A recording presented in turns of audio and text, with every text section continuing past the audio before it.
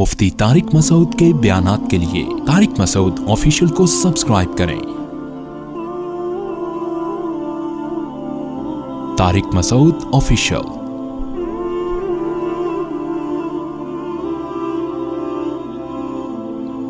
اس میں اللہ نے اس رکوع کے شروع میں ان صحابہ کی تعریف کی ہے جو زخم سے چور تھے۔ ہوا یہ تھا کہ صحابہ جب زخم سے چور بیٹھے تو ابو سفیان اور خالد بن ولید نے ارادہ کیا کہ شکست خوردہ لوگ ہیں، دوبارہ ان پہ حملہ کرتے ہیں جمع ہو کے اور اب صفحہ ہستی سے مٹا دیتے ہیں۔ منافقین تو پہلے ہی پروپیگنڈا کر رہے تھے کہ ہماری بات مانتے تو یوں ہو جاتا، یوں نہیں کرتے تو یوں ہو جاتا، تو انہوں نے اور زیادہ پروپیگنڈا کرنا شروع کر دیا، کیونکہ یہ خبریں آنا شروع ہو گئی تھیں کہ یہ لوگ دوبارہ جمع ہو رہے ہیں۔ تو آ کے پھر صحابہ کرام کو لوگوں نے ڈرانا شروع کر دیا کہ بھئی اب تو دوبارہ مجمع جمع ہو رہا ہے، اب تو تم گئے کام سے۔ ادھر نبی صلی اللہ علیہ وسلم حوصلہ افزائی کر چکے تھے، تو ایسی صورت میں صحابہ دوبارہ جنگ کے لیے تیار ہو گئے۔ انہوں نے کہا کوئی بات نہیں، ہم شکست کھا چکے ہیں لیکن ہم مزید شکست برداشت نہیں کریں گے، اور زخموں سے چور تھکے ہوئے اس کے باوجود ان کا حوصلہ بلند ہوا اور وہ کھڑے ہو گئے لڑائی کے لیے۔ تو اس پہ قرآن نے ان کی تعریف کی، فرمایا الذین، یہ وہ لوگ ہیں استجابوا للہ والرسول، کہ جو اللہ اس کے رسول کی پکار پر لبیک کہہ رہے ہیں۔ کیونکہ نبی نے جب پہلی دفعہ پکارا تھا اس وقت تو موقع یعنی ایسا تھا کہ اتنا خوف تھا کہ چلے گئے، لیکن جب نبی نے دوبارہ پکارا اور کعب بن مالک کو بھیجا تو یہ جمع ہو گئے دوبارہ۔ تو اللہ نے تعریف کی، وہ لوگ ہیں کہ جنہوں نے اللہ اس کے رسول کی پکار پر لبیک کہا، من بعد ما اصابہم القرح، جبکہ ان کو زخم پہنچ چکے تھے۔ زخمی فوج کے لیے دوبارہ اٹھنا بہت مشکل ہوتا ہے، لیکن یہ جمع ہو گئے۔ اللہ فرماتے ہیں للذین احسنوا منہم، ان لوگوں میں جو بھی اچھا عمل کرے گا اور تقوی اختیار کرے گا اس کے لیے اجر عظیم ہے۔ یہ منافقین سے اعتراض ہے کہ کچھ تو ایسے تھے جو احسان نہیں کر رہے، وہ اٹھ نہیں رہے تھے، وہ تو پہلے ہی بھاگنے کے موڈ میں تھے۔ تو اللہ فرماتے ہیں جو ان میں مخلص لوگ ہیں ان کے لیے اجر عظیم ہے۔ الذین قال لهم الناس، یہ وہ لوگ ہیں کہ ان سے جب لوگوں نے کہا، لوگوں سے مراد وہی عام لوگ آ کے جب ان کو بتا رہے تھے ان الناس قد جمعوا لکم، کہ لوگ تمہارے خلاف جمع ہو گئے ہیں۔ لوگ سے مراد خالد بن ولید اور ابو سفیان، ان کا لشکر جمع ہو گیا ہے۔ فخشوہم، ان سے ڈرو، فزادہم ایمانا، تو بجائے ڈرنے کے ان کے ایمان میں اور اضافہ ہو گیا، ولولہ پیدا ہوا، جوش پیدا ہوا ان کے اندر۔ وقالوا، اور کہنے لگے حسبنا اللہ، اللہ ہمیں کافی ہے، ونعم الوکیل، اور بہترین کارساز ہے، اللہ پہ توکل کرتے ہیں، دوبارہ لڑیں گے ہم۔ تو اللہ کو یہ ادا اتنی پسند آئی۔ ایک طرف تو اللہ نے کافروں کے دلوں میں رعب ڈال دیا، وہ پھر ان کو جب پتہ چلا یہ تو دوبارہ لڑائی کے لیے تیار ہیں تو وہ ڈر گئے۔ انہوں نے کہا ایسا نہ ہو جو جیتی ہوئی جنگ پھر ہم دوبارہ ہار جائیں، اور وہ چلے گئے واپس۔ پھر صحابہ کرام جب گھروں کو لوٹے تو شکست خوردہ لوگوں کی طرح نہیں لوٹے بلکہ فاتحین کی طرح لوٹے، کیونکہ انہوں نے دوبارہ نبی کی پکار پر لبیک کہا اور دوبارہ جنگ کے لیے تیار ہو گئے۔ اسی کا اللہ نے تذکرہ کیا، فانقلبوا بنعمت من اللہ، اللہ کی نعمت کے ساتھ یہ واپس لوٹے ہیں، وفضل، اور اللہ کے فضل کے ساتھ، لم یمسسہم سوء، ان کو برائی نہیں پہنچی۔ کیا مطلب؟ اللہ کی نافرمانی کی برائی نہیں پہنچی۔ یہ بھی مطلب ہو سکتا ہے، مثال کے طور پر اگر یہ کہہ دیتے ہم نہیں اٹھ رہے تو شرمندگی کے ساتھ گھر میں داخل ہوتے کہ اللہ اور اس کے رسول کی نافرمانی کی ہم نے۔ اور دوسرا مطلب یہ بھی ہے کہ دوبارہ ان کو دنیاوی برائی نہیں پہنچی۔ مشرکین مکہ حملہ کرتے اور دوبارہ ظاہر ہے کچھ نہ کچھ مسائل تو کھڑے ہوتے، تو وہ برائی بھی ان کو نہیں پہنچی۔ تو اللہ کی نظر میں بھی اچھے بن گئے، نبی کی نظر میں بھی اچھے بن گئے، اور اللہ نے آزمائش سے بھی بچا لیا، دوبارہ کافروں کو جنگ کرنے سے روک دیا، اس برائی سے بھی اللہ نے ان کو بچا لیا۔ واتبعوا رضوان اللہ، اور انہوں نے اللہ کی رضا کو فالو کیا۔ واللہ ذو فضل عظیم، اللہ بہت بڑے فضل والا ہے۔ آگے اللہ فرماتے ہیں کہ یہ جو لوگوں نے آ کے تم کو ڈرایا نا کہ لوگ دوبارہ تمہارے خلاف جمع ہو رہے ہیں، ڈر جاؤ، یہ جو لوگ ڈرا رہے تھے، انما ذالکم الشیطان، یہ اصل میں شیطان ہے جو اس طرح کی باتیں لوگوں کے دلوں میں ڈالتا ہے۔ اور اس سے شیطان کرتا کیا ہے؟ یخوف اولیاءہ، اپنے دوستوں کو ڈراتا ہے۔ وہ جو اللہ کے ولی ہیں وہ ان پروپیگنڈوں سے نہیں ڈرتے، اپنے دوستوں کو، منافقین کو ڈرایا ہے اس نے۔ فلا تخافوہم، لہذا تم شیطان سے مت ڈرا کرو، وخافونی، مجھ سے ڈرو، ان کنتم مومنین، اگر تم مومن ہو۔ منافقین کی اس طرح کی شرارتیں، پروپیگنڈے سے رسول اللہ صلی اللہ علیہ وسلم بہت زیادہ غمزدہ ہوتے تھے۔ ظاہر ہے اس طرح کے پروپیگنڈا جب آزمائش میں ہوتا ہے، ایک تو آپ پہلے ہی اس شکست میں، آزمائش میں، اور اس طرح کے پروپیگنڈے ہوں تو نبی بہت غمزدہ ہوتے تھے۔ اللہ نے آپ صلی اللہ علیہ وسلم کی تسلی کے لیے یہ آیات نازل کیں، فرمایا وَلَا يَحْزُنْكَ الَّذِينَ يُسَارِعُونَ فِي الْكُفْرِ، جو لوگ کفر میں جلدی کر رہے ہیں، آگے بڑھ رہے ہیں، ویسے تو منافق پہلے بھی کافر تھے، لیکن ان آزمائشوں کے بعد اور زیادہ کفر میں ان کے اضافہ ہو گیا تھا۔ تو اللہ نے فرمایا جو کفر میں اضافہ کرتے چلے جا رہے ہیں، روز بروز آزمائشوں میں ان کا نفاق کھل کے سامنے آ رہا ہے، اے نبی آپ ان سے غمزدہ نہ ہوں، انہم لن یضروا اللہ شیئا، یہ اللہ کو کوئی نقصان نہیں پہنچا سکتے۔ یہاں اللہ سے مراد ہے اللہ کا دین۔ تو اس میں اللہ نے اپنے حبیب صلی اللہ علیہ وسلم کو تسلی دی کہ آپ جس دین کے لیے محنت کر رہے ہیں وہ آپ کا نہیں ہے، بلکہ وہ تو میرا دین ہے، مجھے محبوب ہے وہ، تو ان کی لڑائی آپ سے نہیں ہے، مجھ سے ہے، اور اللہ کو کوئی نقصان نہیں پہنچا سکتا۔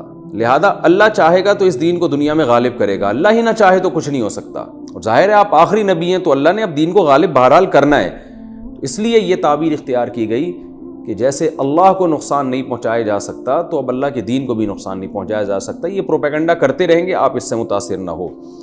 انہم لن یضروا اللہ شیئا، بے شک یہ اللہ کو ہرگز نقصان نہیں پہنچا سکتے۔ سوال پیدا ہوتا ہے اے اللہ جب نقصان نہیں پہنچا سکتے تو ان کو پروپیگنڈا کرنے کیوں دیتا ہے؟ تو ان کو کفر میں اضافہ ہو کیوں رہا ہے؟ ان کے یہ معاشرے میں فساد پھیلا کیوں رہے؟ کوئی آسمانی آفت نازل کر کے فوراً تو مار کیوں نہیں دیتا ان کو؟ اس کا جواب اللہ نے دیا، یرید اللہ الا یجعل لهم حظا فی الآخرہ، اللہ چاہتا ہے کہ آخرت میں ان کا کوئی حصہ نہ ہو۔ دنیا میں یہ پھلیں پھولیں گناہوں کی وجہ سے ان پر دنیا میں عذاب نہ آئے، تاکہ آخرت میں ان کو صحیح طرح سے عذاب دوں۔ جیسے کہ حدیث میں آتا ہے جب اللہ کسی سے محبت کرتے ہیں تو آخرت کی سزا دنیا میں ہی دے دیتے ہیں تھوڑی کر کے، لیکن جب اللہ کسی سے نفرت کرتے ہیں، غضبناک ہوتے ہیں اس کے اوپر، تو دنیا میں اسے پھلنے پھولنے دیتے ہیں، اس کے گناہوں کی ذرا بھی سزا نہیں ملتی، اور تاکہ آخرت میں اس سے انتقام لیا جا سکے، وہ انتقام بہت بڑا ہے۔ تو اللہ نے فرمایا اللہ چاہتا ہے کہ ان کو دنیا میں آخرت میں کچھ بھی نہ ملے، وَلَهُمْ عَذَابٌ عَظِيمٌ، اور ان کے لیے بڑا عذاب ہے۔ اور یہ منافق وہ لوگ ہیں جو مسلمانوں میں رہتے تھے، ان کو اسلام بھی ان کے پاس آپشن ہے، لیکن یہ اسلام کو چھوڑ کر کفر کے راستے کو اختیار کرتے ہیں۔ گویا انہوں نے ایسی تجارت کی ہے کہ پاکیزہ چیز کے بدلے میں بدبودار چیز خرید لی انہوں نے۔ ایک مردہ بکری دے کر آپ ایک حلال بکری یا بکرا کسی کو دے کر آپ مردہ خرید لیں تو کتنا گھٹیا سودا ہے۔ فرمایا انہوں نے ایسا ہی کیا، ان الذین اشتروا الکفر بالایمان، بے شک وہ لوگ جنہوں نے ایمان کے بدلے میں کفر کو خریدا، لن یضروا اللہ شیئا، یہ اللہ کو کوئی نقصان نہیں پہنچا سکتے، وَلَهُمْ عَذَابٌ علیم، ان کے لیے دردناک عذاب ہے۔ اب اللہ ڈائریکٹ ان منافقین سے خطاب کرتے ہیں کہ تم بھی یہ نہ سمجھو کہ تم جو اتنا پھل پھول رہے ہو، تمہارے مال میں برکت ہو رہی ہے، تم جہاد میں گئے بھی نہیں اور اپنے آپ کو بچا لیا، اور جو مخلص صحابہ گئے ان میں بہت سے شہید ہو گئے، تو تم جو دنیا میں پھل پھول رہے ہو اس سے یہ مت سمجھو کہ یہ جو اللہ تمہیں مہلت دے رہا ہے یہ تمہارے حق میں بہتر ہے۔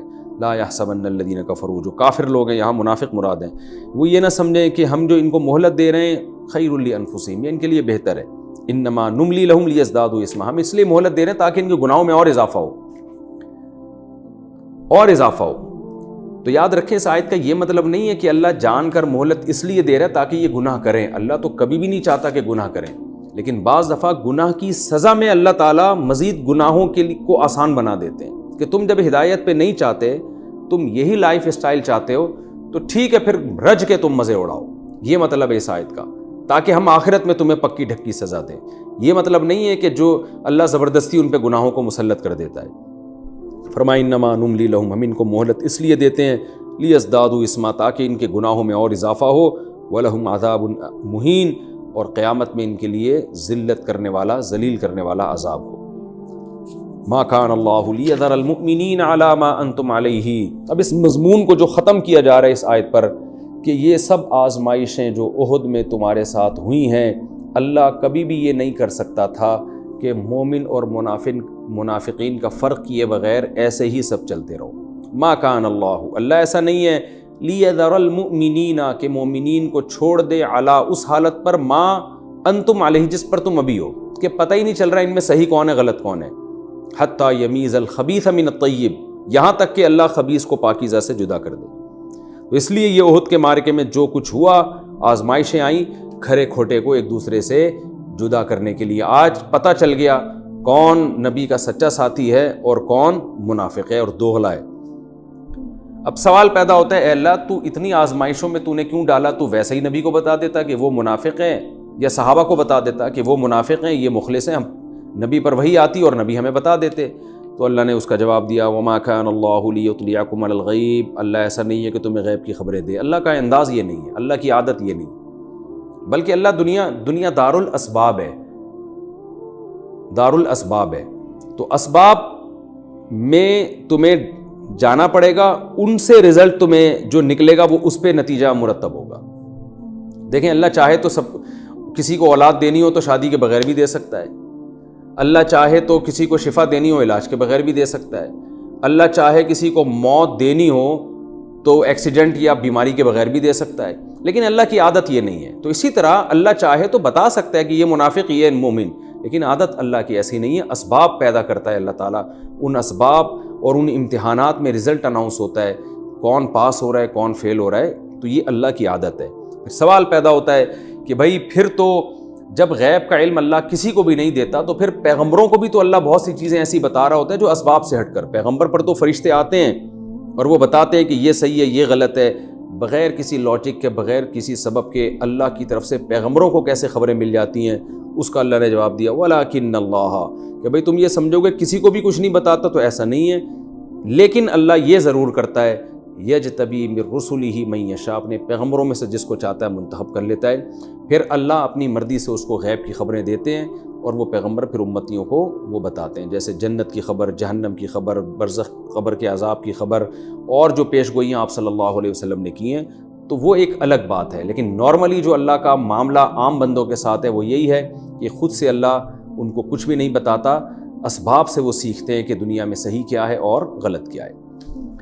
فآمنوا باللہ ورسولہ، فرمایا جب یہ بات ثابت ہو گئی تو بس اللہ اس کے رسول پر ایمان لاؤ، جیسے جیسے وہ کہہ رہے ہیں ایسے ایسے کرتے چلے جاؤ۔ وَإِن تُؤْمِنُوا وَتَتَّقُوا، اگر تم ایمان لاؤ گے اور تقوی اختیار کرو گے، فَلَكُمْ أَجْرٌ عَظِيمٌ، تو تمہارے لیے بہت بڑا اجر ہے۔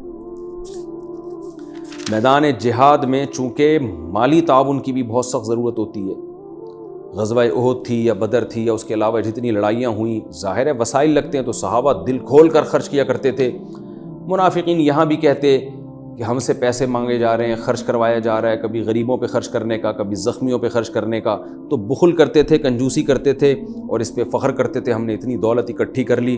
اللہ نے اس کا بھی جواب دیا وَلَا يَحْسَبَنَّ الَّذِينَ يَبْخَلُونَ بِمَا آتَاهُمُ اللَّهُ مِنْ فَضْلِهِ وَخَيْرًا لَهُمْ، کہ جو لوگ اللہ کی نعمتوں میں بخل کرتے ہیں، اللہ نے ان کو نعمتیں دی ہیں، دولت کی نعمت دی یا اور کوئی نعمت دی، کنجوسی سے کام لیتے ہیں، وہ یہ نہ سمجھیں ہوا خیر لہم کہ یہ کنجوسی ان کے لیے بہتر ہے، بل ہوا شر لہم، یہ کنجوسی ان کے لیے عذاب ہے، شر ہے۔ وہ شر کیا ہے؟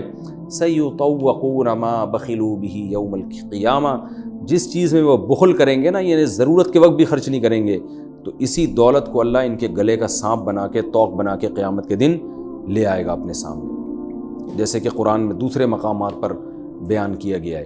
تو یہ آخرت کا ذخیرہ نہیں بنے گی بلکہ آخرت میں عذاب کا ذریعہ بنے گی۔ اور آگے اللہ نے فرمایا وَلِلَّهِ مِيرَاثُ السَّمَاوَاتِ وَالْأَرْضِ، کنجوسی کرنے والا ویسے بھی بے وقوف ہے، اس لیے کہ اصل دولت کا مالک تو اللہ ہے، سب کچھ کا مالک جب اللہ ہے تو اللہ تمہیں اگر خرچ کرنے کا کہہ رہا ہے، اس کا مطلب اللہ دوبارہ لوٹا سکتا ہے وہ۔ یعنی کوئی کروڑ پتی سیٹھ ہو، آپ سے کہہ رہا ہے کہ اس کو 2 روٹی کھلا دو، آپ کو میں تو نہیں کھلاؤں گا، تو آپ بے وقوف ہیں، آپ کو پتہ ہے یار میں اس کے کہنے پر 2 کھلاؤں گا، یہ کل مجھے 4 دے دے گا۔ تو اللہ فرماتے ہیں یہ تو سب کچھ میرا ہے، جب میں مالک ہوں تو میں اگر تمہیں سخاوت کا حکم دے رہا ہوں تو کتنی تمہاری حماقت اور بیوقوفی ہے کہ تم یہ سمجھ رہے ہو ہم خرچ کریں گے تو پتہ نہیں غریب ہو جائیں گے، اللہ کے پاس تو کچھ ہے ہی نہیں دینے کے لیے، ہمیں ریٹرن لوٹانے کے لیے کچھ ہے ہی نہیں۔ اس نے فرمایا وَلِلَّهِ مِيرَاثُ السَّمَاوَاتِ وَالْأَرْضِ، جو کچھ آسمانوں اور زمین میں ہے سب کچھ اللہ کا ہے۔ وَاللَّهُ بِمَا تَعْمَلُونَ خَبِيرٌ، جو کچھ تم کر رہے ہو اللہ اس سے باخبر ہے۔ سخاوت کرو گے اجر ملے گا، بخل کرو گے تو اس پر عذاب آئے گا۔ یہ تو اس رکوع کا لفظی ترجمہ، مختصر گرامر اور ساتھ میں اس کی تفسیر بھی کمپلیٹ ہو گئی۔ اب انشاءاللہ میں اس سے جو علمی نکات ملتے ہیں مختصراً آپ کے سامنے پیش کروں گا۔ سب سے پہلا الذین استجابوا للہ والرسول من بعد ما اصابہم القرح، اس رکوع میں صحابہ کی بہت بڑی فضیلت ہے۔ دنیا میں کہیں ایسا نہیں ہوتا کہ کوئی فوج شکست کھا کے زخمی پڑی ہوئی ہو، جس کے بہت بڑی تعداد میں بڑے بڑے لوگ قتل ہو گئے ہوں میدان جنگ میں، اور ان کو پتہ چلے کہ فاتح قوم دوبارہ اسی کنڈیشن میں آپ پہ حملہ کرنے والی ہے اور وہ دوبارہ کھڑے ہو جائیں لڑنے کے لیے، اسباب کی دنیا میں آج تک ہم نے ایسا کبھی نہیں سنا۔ تو قرآن تعریف کر رہا ہے صحابہ کرام کی کہ یہ وہ لوگ ہیں جنہوں نے اللہ اس کے رسول کی پکار پر لبیک کہا اور زخم پہنچنے کے باوجود دوبارہ کھڑے ہو گئی۔ اس لیے ہمیں صحابہ سے محبت کا حکم ہے کہ یہ وہ نبی کے جانشین ہیں جنہوں نے سختیوں میں آپ صلی اللہ علیہ وسلم کا ساتھ دیا اور اسلام کا دفاع کیا۔ ایک اور سبق ہمیں کیا ملتا ہے؟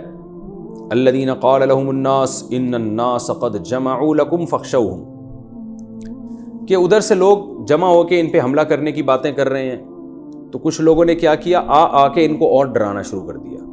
اب دیکھیں ایسے موقع پہ جب دشمن نے ان زخمیوں پہ حملہ کرنا ہی ہے تو یہ لوگ اگر ڈریں گے تو اور زیادہ نقصان ہوگا، یعنی ایسے موقع پہ ڈرانے کا تو کوئی فائدہ ہی نہیں ہے، کیونکہ لڑنا تو بہرحال ہے، اگلے نے تو حملہ کرنا ہی کرنا ہے، وہ تو بالکل ہی مار دے گا، سب کو قتل کر دے گا۔ تو ایسے موقع پہ تو ضرورت اس بات کی ہوتی ہے کہ چاہے ان میں لڑنے کی طاقت نہ بھی ہو تو بھی حوصلہ دلایا جائے، کیونکہ اب اس کے علاوہ تو کوئی آپشن ہی نہیں ہے۔ لیکن کیا ہو رہا ہے کہ پبلک آ کے ڈرا رہی ہے، تو ایسے لوگ ہماری صفوں میں بھی موجود ہو سکتے ہیں کہ ہم جب کسی ٹینشن میں ہوں، پریشانی میں ہوں، جس میں ہمیں حوصلے کی ضرورت ہو، تو وہ آ کے اور زیادہ ڈرا رہے ہوں۔ تو معاشرے میں جہاں آپ کو ایسے موقع پہ اس طرح لوگ آ کے ڈرائیں تو آپ کو یہ سوچ لینا چاہیے کہ یہ میرا خیر خواہ نہیں ہے، یہ محبت کا لیبل لگا رہا ہے، مگر یہ ہے منافق اور مجھے نقصان پہنچانے کی کوشش کر رہا ہے۔ ایسے موقع پہ حوصلہ دلانے والے لوگ آپ کے اپنے ہوتے ہیں، ڈرانے والے لوگ آپ کے اپنے نہیں ہوتے۔ تیسری علمی نقطے کی بات یہ پتہ چلتی ہے، قرآن نے جو کہا انما ذالکم الشیطان یخوف اولیاءہ، یہ شیطان ہے جو اپنے دوستوں سے تمہیں ڈراتا ہے۔ اس سے ہی پتہ چلا کہ حوصلہ پست کرنے والی باتیں شیطان کی طرف سے ہوتی ہیں، اور اس سے ڈرتے بھی وہی لوگ ہیں جو شیطان کے دوست ہوتے ہیں، جن میں اللہ پر اعتماد اور توکل ہے، وہ ان باتوں سے گھبراتے نہیں ہیں۔ تو ایسے موقع پہ ہمیں خود کو آزمانا چاہیے کہ اگر کوئی ہمارے حوصلے پست کر رہا ہے، ہم اگر ڈر رہے ہیں تو سمجھ لیں شیطان سے اچھے تعلقات ہیں، خوف زدہ نہیں ہو رہے تو سمجھ لیں کہ رحمان سے اچھے تعلقات ہیں۔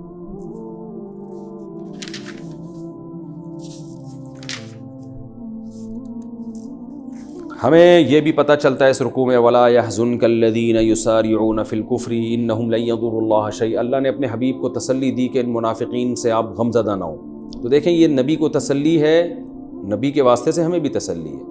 آج اگر ہم حق کی دعوت پھیلا رہے ہیں اور میڈیا پہ پروپیگنڈا ہو رہا ہے ہمارے خلاف، اور مختلف طرح سے جو ہے لوگ آپ کی دعوت میں رکاوٹیں ڈالنے کی کوشش کر رہے ہیں، تو اللہ نے کیا تسلی دی کہ یہ لوگ آپ کے نہیں بلکہ اللہ کے خلاف ہیں، کیونکہ آپ اگر اللہ کے دین کے داعی ہو، حق کے داعی ہو، تو آپ کے دشمن نہیں ہے تو اللہ کے دشمن ہے، اور اللہ کو کوئی نقصان نہیں پہنچا سکتا۔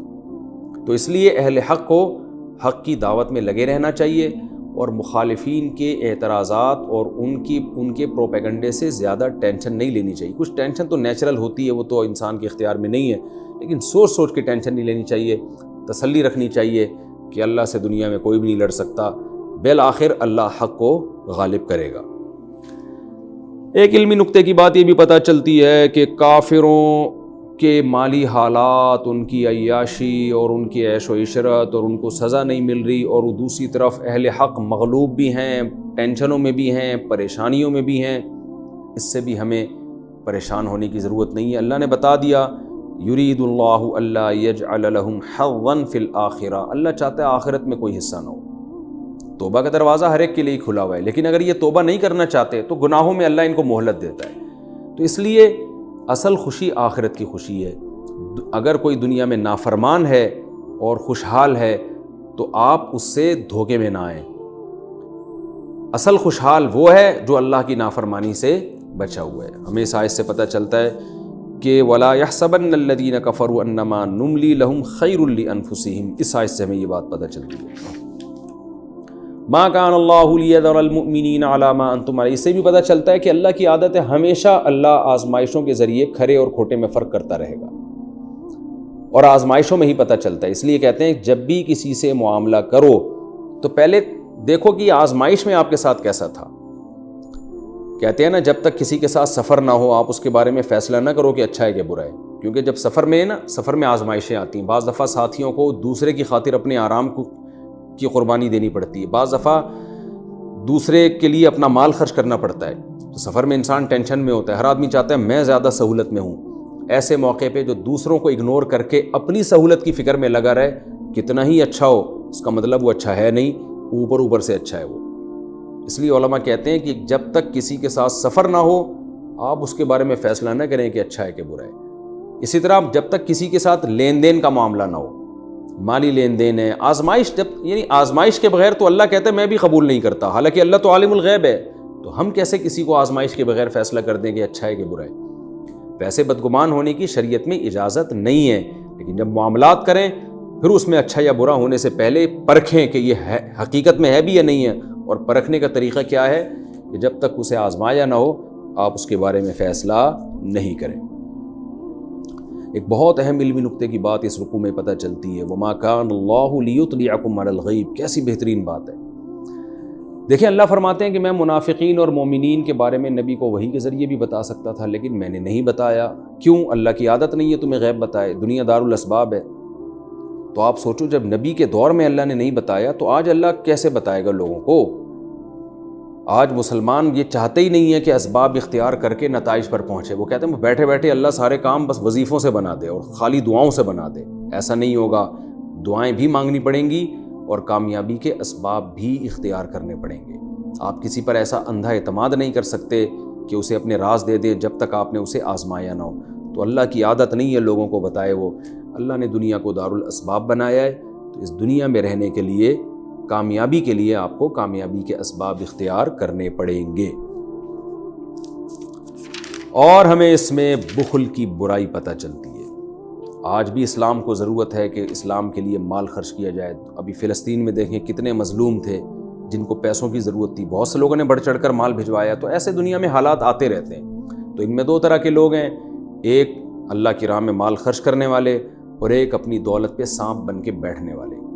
تو اللہ نے دھمکی دی ہے جو ضرورت کے وقت بھی خرچ نہ کریں، وہ یہ نہ سمجھیں کہ یہ دولت ان کے کام آئے گی، بلکہ اسی دولت کو ان کے گلے کا طوق اللہ قیامت کے دن بنا دے گا۔ اللہ تعالیٰ سے دعا ہے کہ اللہ ہمیں اس کے تقاضوں پر عمل کی توفیق عطا فرمائے۔